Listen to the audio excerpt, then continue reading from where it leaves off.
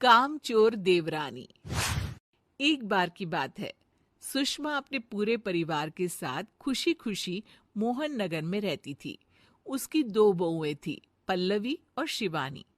एक दिन दोनों बहुएं रसोई में काम कर रही होती है कि तभी उनकी सास सुषमा उन्हें बुलाती है। अरे बहू, जरा इधर तो आना। शिवानी, जरा जाकर देखना सासू माँ क्या कह रही हैं। दीदी आप ही देख लो ना जाकर, आपको भी तो सुनाई दे रहा है।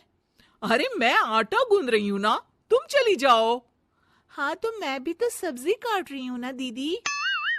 अरे बहू, जल्दी आओ। उफ़ो, ये तो जाएगी नहीं। मैं ही जाकर देखती हूँ कि क्या करना है। पल्लवी सुषमा के कमरे में जाती है। जी मम्मी जी, क्या हुआ? शाम को घर पर कुछ मेहमान आने वाले हैं, तो तुम अच्छा सा खाना बना लेना बहू।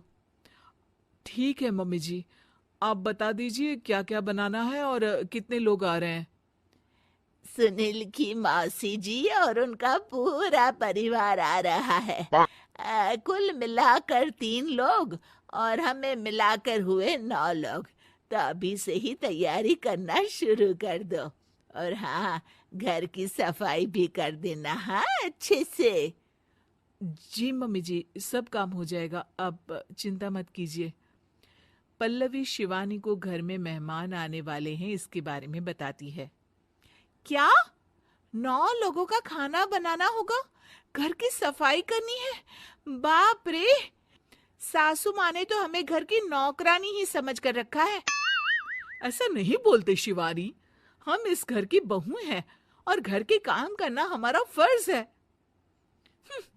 दीदी तो है ही सासू माँ की चमची, जब देखो सासू माँ सासू माँ। मैं तो इतना सारा काम नहीं करने वाली। हाँ। शिवानी कपड़े लेकर गमला साफ कर रही होती है और चक्कर आने का नाटक करने लगती है। मेरा सर चकरा रहा है। तभी वहां पल्लवी और सासू माँ जाते हैं। अरे बहू, क्या हो गया तुम्हें? मम्मी जी, बहुत तेज सर में दर्द हो रहा है। आ, आ, तुम एक काम करो शिवानी, आराम कर लो। नहीं नहीं दीदी, घर में मेहमान आने वाले हैं, ए, मुझे आपकी मदद करनी चाहिए। अरे कोई बात नहीं शिवानी, तुम आराम कर लो, मैं सब काम कर लूंगी।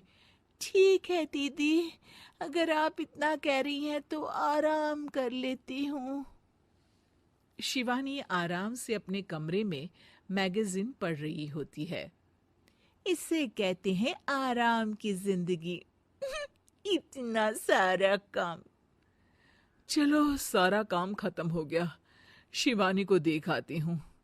शिवानी अपने कमरे में ईयरफोन में गाने सुनते सुनते सो जाती है और उसके साइड में मैगजीन भी रखी होती है।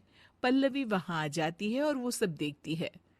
ओहो, तो मतलब सब काम चोरी का बहाना था। अभी बताती हूँ इसको।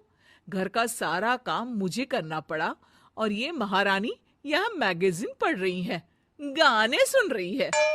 पल्लवी रसोई से एक प्लेट और चम्मच लेकर आती है और शिवानी को थाली बजाकर उठाने लगती है। शिवानी अचानक से उठती है। उठ गई महारानी, गाने भी सुन लिए, मैगजीन भी पढ़ ली। तुम तो बहुत बड़ी झूठी निकली शिवानी। तुमने सर दर्द का बहाना बनाया ताकि काम करने से बच सको। हाँ बनाया बहाना, तो क्या करती, इतने सारे काम करती। मुझे कोई शौक नहीं है चापलूसी का। क्या चापलूसी? तुम्हें लगता है कि मैं सारे काम चापलूसी के लिए कर रही हूँ? और नहीं तो क्या। तभी वहां सासू माँ आ जाती हैं। अरे बहू, वो लोग बस आने ही वाले हैं, तुम तैयारियां कर लो। जी सासू माँ, तुझे तो मैं बाद में देखती हूँ। सब खाना खाने बैठते हैं और खाना शुरू करते हैं। तभी सुनील की मौसी बोलती है। वाह भाई वाह, खाना तो बहुत ही अच्छा बना है सुषमा जी, एक एक चीज में क्या स्वाद है। ये सुनकर शिवानी मुंह बना लेती है। उसे अपनी जिठानी की इतनी तारीफ रास नहीं आती। आपकी बहुएं तो बहुत ही अच्छा खाना बनाती हैं। हाँ, बनाती तो दोनों ही अच्छा है, पर आज ना ये सारा खाना बड़ी बहू ने बनाया है। छोटी बहू की तबीयत ठीक नहीं थी, सो इसलिए। मानना पड़ेगा सुषमा जी, आपकी बड़ी बहू तो बहुत ही गुणवान है। पल्लवी की तारीफ सुनकर शिवानी को जलन होती है। पल्लवी ये सुनकर खुश हो जाती है और शिवानी की तरफ देखकर उसे चिढ़ाती है।